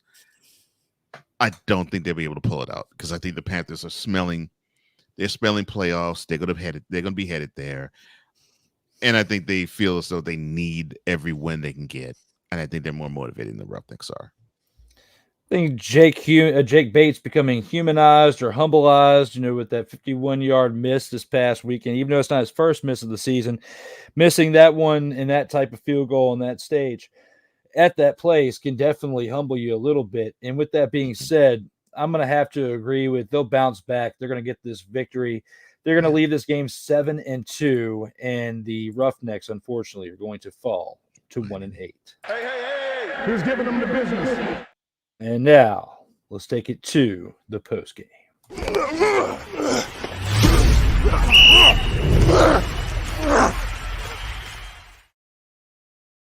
Total football talk. As long as it's one. That's great. And now it's time for that part in the show where we say what's on our mind to get it off our chest before we leave the show. When it comes to total football action, Cole, what are your thoughts as we wrap this thing on up? Well, now we're at the stretch where the UFL is winding up the regular season. The playoffs will begin. It'll begin in June, and we'll get a chance to hope for these hopefuls, as many of them as possible, that can land a spot on the NFL squads. And if that is the case, that is great, and I'm happy for them. And to me, this is what this vehicle is about. It's about that second chance. And I think what I love about this league is you have someone in Dwayne Johnson who, if I think the option presented itself way back in 1995, he probably would be one of those players that would be in the UFL. And so I'm glad that he taps into those roots of, when I graduated from college and I felt as though I was going to be a professional football player, but the NFL didn't really come a knocking, I think I could still apply this trade. I'm glad that he feels that understanding and wants to put himself in those shoes when he creates a league like this. And as for the NFL getting into muddy or sticky or murky waters with the Harrison Butker commencement speech made week before last, I think people have to understand that the NFL, and just like anything, it's a brand, and it's a brand that does not want to have it be tarnished, does not want to have controversy placed upon it. I mean, all you had to do is go back 8 years with the Colin Kaepernick thing. I mean, the NFL wants to be as far away from a controversy as East is from the West. That is just how the league is. That's how the league will always be. So it makes no no difference about the subject matter. And basically, if you were to say, like the Catholic Church is saying to the NFL, change what you believe, it will go unheard, as it should go unheard, because the league can do what they do, and the Catholic Church, you do what you do. Bottom line, though, is the NFL has its own set of problems. I mean, they don't know if they want to expand overseas or not. They don't know if they want to. They don't know if they want to strike or have lockouts, because they don't know if players are going to be wanting a bit more of the bag. And now we're seeing the quarterbacks getting a good chunk of the bag. And you're hearing more people saying, well, that person doesn't deserve that money, in terms of Jared Goff. And then there is, of course, the issue of concussions. The league now is actually saying, yeah, you know what? You know those pads that we said that you can wear in preseason practices? Now you can actually wear them in the games, and not just preseason either. So the league has a lot on its plate to not deal with other types of controversies that, to me, is easy for them to handle. It's look, my name is Wes, and I ain't in this mess. So you have to understand, the NFL has more fishes to fry than that. Very well said. I mean, there's bigger problems at hand that you got to look at first and put everything in one step at a time, one thing at a time, and you got to weigh your pros and cons and your checks and balances and what you got to make the moves first. And I definitely like where you went with that, brother. And thank you. I'm gonna switch it up a little bit. All right. And because I don't want to piggyback, I piggybacked on some of the things you said this episode. I don't want to piggyback on everything, but I am going to go into the NFL, and we're going to talk about a loss of a legend there yesterday for the Raiders. Jim Otto, the legendary Raiders center, passed away. You look at his career; he played 15 seasons in the AFL/NFL with the Raiders. From 1960 to 1974, he was an AFL champion in 1967. 9-time first team All NFL from 60 to 65, as well as 67 to 69. First team All Pro in 1970, second team All Pro in 1972, second team All NFL second team All AFL in 1966. Before the Pro Bowl, they had the All-Star games, and for the AFL All-Star selection, he was consistently from 1961 through 1969.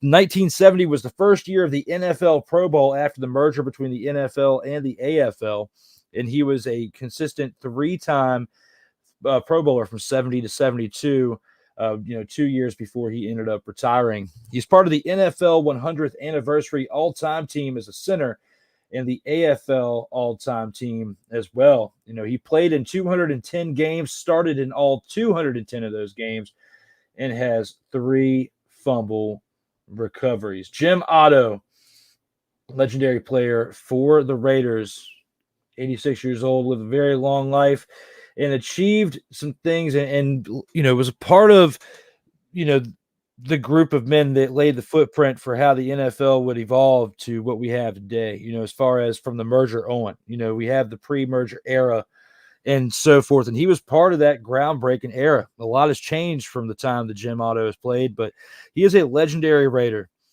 and been hearing and seeing the Raider name a lot here lately.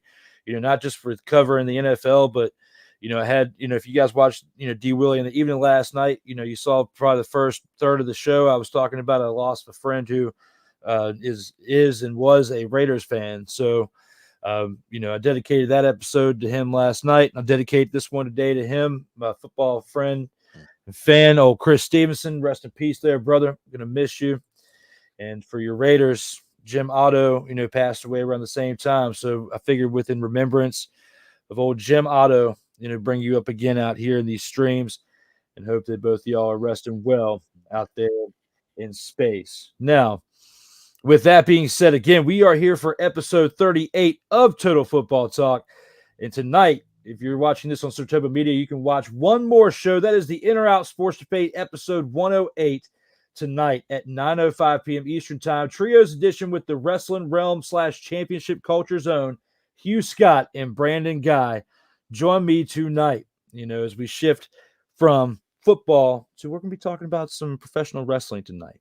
A little bit of basketball, mainly professional wrestling. But, with football, I've enjoyed this great episode again with my man Cole Johnson. As always, 38 episodes are in the books as we are rounding it out here. You can see the information there at the top. If you guys want to make a donation, you can throw us a little tippy over there at Cash App if you want to do that, as well as you can check us out here on our social media platforms.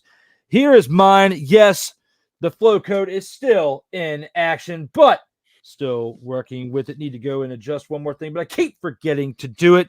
But with Cole Johnson, he is on top of his game. He's had his flow code for like 17 years. You can go to his link right here and hook my man up. Check it out, his social media platforms. But it's always an honor, joy, and privilege to share the streams out here with my man Cole Johnson, the mad scientist behind a lot of the projects that you see, between us and our colleagues out here with the intros and the outros. It is great to still do this thing after 38 consecutive weeks, and we now have 2 more weeks left in the UFL season before the playoffs, and only a couple weeks away from the CFL starting up. So it's from one thing to another, NFL, CFL, UFL, from the start of the UFL season all the way on to the end. It is football every single week, people. And I couldn't do it without you guys out there in the streams, as well as my man Cole Johnson to my side. So already looking forward to next Monday, which, as we previously discussed, it's going to be a different time next Monday for Memorial Day, 12 o'clock noon to 2 p.m., because unfortunately, it was settled many months ago, I have to work that night. So we will be here, a special time, next Monday on Memorial Day. But before we get on out of here, there is one famous statement that my man has to give us to set us on out the door right here. And I'll leave it to you there, brother. All right. Well, thank you, sir. Appreciate it. Again, I will echo those sentiments that my brother Drew has laid out. Thank you for liking. Thank you for sharing. Thank you for commenting, all of you, the TFT tribe. And thank you for subscribing, and thank you for hitting the notification bell so you can catch all content that comes from the SIRTOBA Media YouTube channel or the COMI Media YouTube channel. We totally appreciate the love and the support. Thank you very much. For Drew Willingham, I am Cole Johnson, here to say in parting, as we always do, in life, just like a tackle, keep your head up. And always remember, you got to play until the whistle blows. And as always, stay safe out here in these streets.